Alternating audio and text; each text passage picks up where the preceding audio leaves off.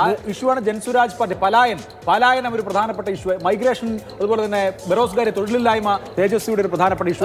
3 കോടി പേർ സംസ്ഥാനം വിട്ട് തൊഴിലന്വേഷിച്ച് മറ്റു സ്ഥലങ്ങളിലേക്ക് പോയിരിക്കണം. അത് ഈ സമീപകാലത്താണ് വലിയ ഒഴുക്കുണ്ടായത്. ഒരു 2000-ത്തിന് ശേഷമുള്ള കാലത്ത് മുംബൈയിലൊക്കെ നമ്മൾ മുംബൈ തിരഞ്ഞെടുപ്പൊക്കെ റിപ്പോർട്ട് ചെയ്യാൻ പോകുമ്പോൾ അവിടെ വലിയൊരു പ്രശ്നമായി തന്നെ ഉയർത്തിക്കാട്ടിയിരുന്നത് ഓരോ ട്രെയിനും മുംബൈയിലേക്ക് വന്നു നിൽക്കുമ്പോൾ നിറഞ്ഞു കുത്തി അതിൽ നിന്ന് ഇറങ്ങുന്നത് ബീഹാറിൽ നിന്നുള്ള ചെറുപ്പക്കാരാണ്. തൊഴിൽ തേടി ബീഹാറികൾ മറ്റു സ്ഥലങ്ങളിലേക്ക് പലായനം ചെയ്യുകയായിരുന്നു. അത് കേരളത്തിലുമുണ്ട്. നമ്മൾ പൊതുവിൽ ബംഗാളികൾ എന്നൊക്കെ പറയുമെങ്കിലും പല ആളുകളും ഭൂരിപക്ഷവും ബീഹാറുകളാണ്. ബീഹാറിൽ നിന്നുള്ളവരാണ് കേരളത്തിലും ഇപ്പോൾ തൊഴിൽ ഫോഴ്സായി പ്രവർത്തിക്കുന്നത്. അപ്പോൾ ബീഹാറിൽ നിന്ന് 3 കോടി പേരാണ് ഇന്ത്യയുടെ മറ്റ് സംസ്ഥാനങ്ങളിൽ ജോലി ചെയ്യുന്നത്. ഒരു തരത്തിലുള്ള വൈദഗ്ധ്യവും തൊഴിലില്ലാതെയാണ്, നേരെ വായിക്കാൻ പോലും അറിയാതെയാണ് അവർ ഏതെങ്കിലും ട്രെയിനൊക്കെ പിടിച്ച് കേരളത്തിലും മറ്റും വന്ന് ജോലി ചെയ്യുന്നത്. അപ്പോൾ തൊഴിലൊരു വലിയ പ്രധാനപ്പെട്ട വിഷയമായി നിൽക്കുന്നു. അവിടെയാണ് 1 കോടി പേർക്ക് തൊഴിൽ നൽകും എന്ന വാഗ്ദാനം ഉണ്ടാകുന്നത്. ഔദ്യോഗികമായി ബീഹാർ സർക്കാരിന്റെ വെബ്സൈറ്റിൽ ജോലിക്ക് വേണ്ടി രജിസ്റ്റർ ചെയ്തിരിക്കുന്ന തൊഴിലില്ലാത്തവരുടെ എണ്ണം തന്നെയുണ്ട് 3 കോടി 10 ലക്ഷം പേർ. പുറത്ത് 3 കോടി, അവിടെ തൊഴിലില്ലാതെ 3 കോടി 10 ലക്ഷം. അപ്പോൾ 1 കോടി പേർക്ക് തൊഴിൽ എന്ന വാഗ്ദാനം വരുന്നു. വീട്ടമ്മമാർക്ക് നേരിട്ട് കൈകളിലേക്ക് പണം എത്തുന്നു. നേരത്തെ കണ്ടിട്ടില്ലാത്ത തരത്തിൽ ക്രമസമാധാനത്തിൽ അല്പം മെച്ചമുണ്ടാകുന്നു. മദ്യനിരോധനം സംഭവിക്കുന്നു. ജംഗിൾ രാജ് എന്ന കുപ്രസിദ്ധമായി ഇരുണ്ട കാലം അത് ഇപ്പോഴും RJDയെ വേട്ടയാടുന്നു. അതിനൊപ്പം തന്നെ സാമുദായിക സമവാക്യങ്ങളിൽ ഉണ്ടാക്കിയിരിക്കുന്ന മാറ്റം, ഹൈന്ദവ പൊളിറ്റിക്സ് കൂടുതൽ ഇംപ്ലിമെന്റ് ചെയ്യാൻ സാധിച്ചിരിക്കുന്നു. മുസ്ലിം കാൻഡിഡേറ്റുകളുടെ എണ്ണം കുറച്ചിരിക്കുന്നു. മറ്റൊരു ധ്രുവീകരണത്തിന് വേണ്ടിയുള്ള പരീക്ഷണം നടക്കുന്നു. BJPയുടെ സോഷ്യൽ എഞ്ചിനീയറിംഗ് നടക്കുന്നു. അങ്ങനെ അവയാകെ വിജയിച്ചു എന്ന് കരുതുന്ന തരത്തിലേക്കാണ് ഇപ്പോൾ 193 എന്ന വലിയ സംഖ്യയിലേക്ക് എത്തുന്നത്. 193-47 NDAയുടെ സോഷ്യൽ എഞ്ചിനീയറിംഗ് വിജയിക്കുകയും മറുവശത്ത് ഇന്ത്യ മുന്നണിയുടെ സോഷ്യൽ എഞ്ചിനീയറിംഗ് പരാജയപ്പെടുകയും ചെയ്തു. മല്ല സമുദായത്തിന്റെ വോട്ട് പ്രതീക്ഷിച്ചുകൊണ്ടുന്ന വികാസ്ശീൽ ഇൻസാൻ പാർട്ടി ഉപമുഖ്യമന്ത്രിയായിട്ട് മുകേഷ് സാഹിനെ പ്രഖ്യാപിച്ചാണ്. സമ്പൂർണ്ണമായി ഇല്ലാതായി, 0 ആണ് VIPയുടെ പ്രസൻസ്. അതുപോലെ തന്നെ ഒരു സീറ്റിൽ നേരത്തെ ലീഡ് ഉണ്ടായിരുന്നു, ഒന്നുമില്ല.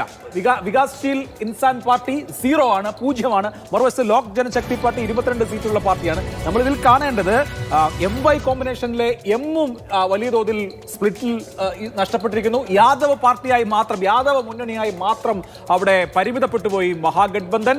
അതിൽ തന്നെ നമ്മൾ ശ്രദ്ധിക്കേണ്ട കാര്യം കോൺഗ്രസ് 6 സീറ്റിലേക്ക് വീണിരിക്കുന്നു എന്നുള്ളതാണ്. കോൺഗ്രസ് 6 സീറ്റിലേക്കും RJD 35 സീറ്റിലേക്കും വീണിരിക്കുന്നു എന്നുള്ളതാണ്. 193-47 എന്ന നിലയിലേക്ക് വീണ്ടും സംഖ്യ മാറുകയാണ്. 193 സീറ്റുകളിൽ അവിടെ NDA ലീഡ് ചെയ്യുമ്പോൾ വെറും 47 സീറ്റുകളിൽ മാത്രമാണ് അവിടെ മഹാഗഠബന്ധന് പിടിച്ചു നിൽക്കാൻ കഴിയുന്നത്. 6 സീറ്റിൽ ഇപ്പോൾ കോൺഗ്രസ് 7 സീറ്റ് എന്ന് കാണിക്കുന്നുണ്ട്, ഔദ്യോഗികമായ 6 സീറ്റ്. അതിൽ ഒരു സീറ്റിൽ 151 വോട്ടിന്റെ കേവലമായ ലീഡ് മാത്രമേ ഉള്ളൂ. കോൺഗ്രസിനേക്കാൾ കൂടുതൽ സീറ്റിൽ ഇപ്പോൾ CPI-ML ലീഡ് ചെയ്യുകയാണ്. കോൺഗ്രസിനേക്കാൾ കൂടുതൽ സീറ്റിൽ ഇപ്പോൾ CPI-ML ലീഡ് ചെയ്യുകയാണ്. 6 സീറ്റിൽ കോൺഗ്രസും 7 സീറ്റിൽ CPI-ML ലിബറേഷനും ലീഡ് ചെയ്യുകയാണ്. എന്ന സീറ്റ് കോൺഗ്രസിന്റെ അവിടെ 2373 വോട്ടിന്റെ, അതും 24-ൽ 3 റൗണ്ട് എണ്ണിയപ്പോൾ അതാണ് ഏറ്റവും വലിയ മാർജിൻ, 2374. ബാക്കി മറ്റൊരു സീറ്റിൽ ബെട്ടിയായിൽ 1108 വോട്ടിന്റെ ലീഡ്. ബാക്കിയെല്ലാം കുറവാണ്. മറ്റൊരു സ്ഥലത്ത് 4117, ബാക്കി 253, 664, 151. ഇങ്ങനെയാണെന്നില്ല. അതെ, ഇത് വലിയൊരു ചോദ്യം കോൺഗ്രസിന് മുമ്പിൽ ഉയർത്തുന്നുണ്ട്. എന്തുകൊണ്ടാണ് ബീഹാറിലെ കോൺഗ്രസ് ഇങ്ങനെ ഉപ്പുവെച്ച കലം പോലെയായി മാറിയത് എന്ന ചോദ്യം കോൺഗ്രസ് അഭിസംബോധന ചെയ്യുന്നതാണ്. രാഹുൽ ഗാന്ധി വോട്ടറധികാർ യാത്ര നടത്തി ഇളക്കി മറിച്ച ഭൂമിയാണ്. ഈ രാഹുലും അതുപോലെ തന്നെ തേജസ്വി തമ്മിലുള്ള കെമിസ്ട്രി, ഇവർ തമ്മിലുള്ള ബ്രദർഹുഡ്, ഇതൊക്കെ ഏറെ സെലിബ്രേറ്റ് ചെയ്യപ്പെട്ടതാണ്. അപ്പോൾ രാഹുൽ ഗാന്ധി ഇളക്കി മറിച്ച, രാഹുൽ ഗാന്ധി അടിത്തട്ടിൽ വർക്ക് ചെയ്ത, രാഹുൽ തേജസ്വി ബ്രദർഹുഡ് വർക്ക് ചെയ്യുന്ന പ്രതീക്ഷ ഇടത്താണ് തിരിച്ചടി ഉണ്ടാകുന്നത്. തോൽക്കും എന്ന് ഇന്ന് രാവിലെ മുതൽ നമ്മൾ പ്രതീക്ഷിക്കുന്നുണ്ട്, അല്ലെങ്കിൽ ഇന്നലെ പ്രതീക്ഷിക്കുന്നുണ്ട്, ഇലക്ഷൻ കഴിയുമ്പോൾ പ്രതീക്ഷിക്കുന്നുണ്ട്. പക്ഷേ ഇത്രയും വലിയ തിരിച്ചടി മഹാഗഠബന്ധൻ ഉണ്ടാവുമെന്ന് ആരും പ്രതീക്ഷിച്ചിട്ടില്ല. വെറും 35 സീറ്റിലേക്ക്, 135 സീറ്റിൽ മത്സരിച്ച RJD വെറും 35 സീറ്റിലേക്ക് താഴുകയും കോൺഗ്രസ് വെറും 6 സീറ്റിലേക്ക് പരിമിതപ്പെടുകയും ചെയ്തു എന്നുള്ളത് അവിശ്വസനീയമാണ്. എന്തുകൊണ്ടാണ് ഇത്ര വലിയ തോൽവി എന്നുള്ളത് ഒരു ഇൻട്രോസ്പെക്ഷന് വിധേയമാക്കേണ്ടതാണ്. മറുവശത്ത് നോക്കൂ, 101 സീറ്റിൽ മത്സരിച്ച JDU 86 സീറ്റിൽ വിജയിക്കുകയാണ്. ക്ലീൻ സ്ട്രൈക്കാണ് ഇവിടെ നിതീഷ് കുമാറിനെ സംബന്ധിച്ച്. നിതീഷിന്റെ പോപ്പുലാരിറ്റി എന്നുള്ളത് ഇതിൽ വളരെ പ്രധാനപ്പെട്ട ഒന്നാണ്. അതിൽ തന്നെ വെൽഫെയർ മെഷേഴ്സ്, ഏറ്റവും ഒടുവിൽ ഇവിടെ സൂചിപ്പിച്ചതുപോലെ തൊഴിൽ നൽകാനുള്ള, സ്ത്രീകൾക്ക് വേണ്ടി നൽകിയിട്ടുള്ള റോസ്ഗാർ യോജന, അതിലെ 10,000 രൂപ, അതുപോലെ തന്നെ മദ്യനിരോധനം അടക്കം സ്ത്രീകൾക്ക് വേണ്ടി സ്പെസിഫിക് ആയി ചെയ്തിട്ടുള്ള കാര്യങ്ങൾ വലിയ തോതിൽ ഇമ്പാക്ട് ചെയ്തിട്ടുണ്ടെന്ന് വേണം കരുതാൻ. അതുകൊണ്ടാണ് കഴിഞ്ഞ തവണത്തേതിൽ നിന്ന് വ്യത്യസ്തമായി 86 സീറ്റോടുകൂടി അടിച്ചു കയറുകയാണ്. ക്ലീൻ സ്വീപ്പിലേക്ക് 240 200 എൻഡിയുടെ ലീഡ് 200ലേക്ക് ഒരു മാജിക്കൽ സംഖ്യ തൊടുകയാണ് ഇപ്പോൾ എൻഡിയുടെ ലീഡ് 200 സീറ്റുകളിൽ ബീഹാറിൽ നിതീഷ് കുമാർ ടീം എൻഡിഎ ഇതാ ലീഡ് ചെയ്യുന്നു 40 സീറ്റിലേക്ക് കൂപ്പുകുത്തുകയാണ് മഹാഗഠബന്ധന്റെ ലീഡ് 200 ഇപ്പോൾ എൻഡിഎ ലീഡ് ചെയ്യുന്നത് 40ആയി മഹാഗഠബന്ധന്റെ സീറ്റ് ഇപ്പോൾ കുറയുന്നു വലിയ തിരിച്ചടി എന്ന് പറയുന്നത് വാക്കുകൾക്കപ്പുറത്തെ വലിയ തിരിച്ചടിയാണ് ഇപ്പോഴത്തെ ട്രെൻഡ് സൂചിപ്പിക്കുന്നത് ഇത് അന്തിമ കണക്കല്ല പക്ഷേ ഇതാണ് നിലയെങ്കിൽ വലിയ തിരിച്ചടി ഇതിനപ്പുറത്തേക്ക് ഒരു തിരിച്ചടി അവിടെ ഉണ്ടാകാനില്ല പ്രതിപക്ഷ സഖ്യത്തിന്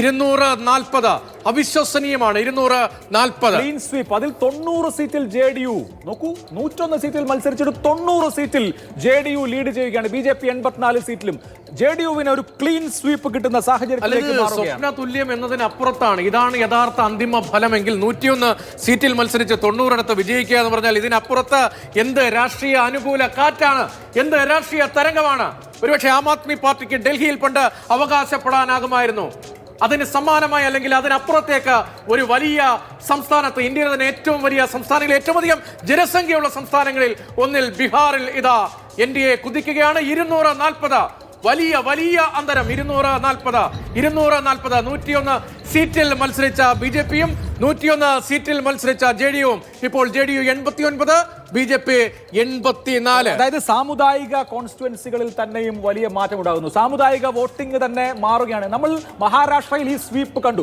വെൽഫെയർ പൊളിറ്റിക്സിന് കിട്ടുന്ന വലിയ അംഗീകാരമുണ്ട് അത് ശരിക്കും ഭരിക്കുന്ന പാർട്ടികൾക്ക് കിട്ടുന്ന അൺഡ്യൂ അഡ്വാൻറ്റേജ് ആണെന്ന ഒരു പ്രശ്നം കൂടിയുണ്ട് കാരണം തെരഞ്ഞെടുപ്പിന് തൊട്ട് മുമ്പായി പ്രഖ്യാപിക്കുന്ന സ്കീമുകൾ വലിയ തോതിൽ വോട്ട് കൊണ്ടുവരുന്നു മഹാരാഷ്ട്രയിൽ നമ്മളത് കണ്ടു ഇപ്പോൾ ബീഹാറിലും കാണുകയാണ് ഈ സംഖ്യ അന്തിമ സംഖ്യയായി വരികയാണെങ്കിൽ 240 എന്നുള്ളത് അന്തിമ സംഖ്യയാണ് എന്ന് വന്നാൽ പരമ്പരാഗതമായ സാമുദായികമായ ശക്തി കേന്ദ്രങ്ങൾ പോലും തകർന്നിരിക്കുന്നു എന്നതാണ് അതിന്റെ അർത്ഥം ഈ വെൽഫെയർ പൊളിറ്റിക്സിന് കിട്ടുന്ന വലിയ തംസപ്പാണത് ഈ യാദവ് വിഭാഗത്തിൽ നിന്ന് തന്നെയും ഇപ്പോൾ 10 ഹസാരി പദ്ധതിയിലൊക്കെ പണം കിട്ടിയിട്ടുള്ള ആളുകൾ നിതീഷ് വീണ്ടും വരട്ടെ നിതീഷ് ബാബു വീണ്ടും വരട്ടെ എന്ന് തീരുമാനിക്കുന്നു എന്ന് വേണം നമ്മൾ വിചാരിക്കാൻ ഒന്ന് മുസ്ലിം വോട്ട് ബാങ്ക് സമ്പൂർണ്ണമായി തന്നെ ശൈഥില്യം നേരിട്ടു അവിടെ പുതിയ കക്ഷികൾ വന്നു അവിടെ ബ്രേക്കപ്പുകൾ ഉണ്ടായി കോൺഗ്രസ് 6 സീറ്റിലേക്ക് പരിമിതപ്പെട്ടു അങ്ങനെ 240 എന്ന നിലയിലേക്ക് അമ്പരപ്പിക്കുന്ന ഒരു മാർജിനിലേക്ക് വരികയാണ് 200 സീറ്റിലേക്ക് കുതിക്കുകയാണ് വേണമെങ്കിൽ അവിശ്വസനീയം എന്ന് പറയാൻ കഴിയുന്ന വിധത്തിൽ എന്തുകൊണ്ട് ഇങ്ങനെ സംഭവിച്ചു എന്നുള്ളത് സ്വാഭാവികമായും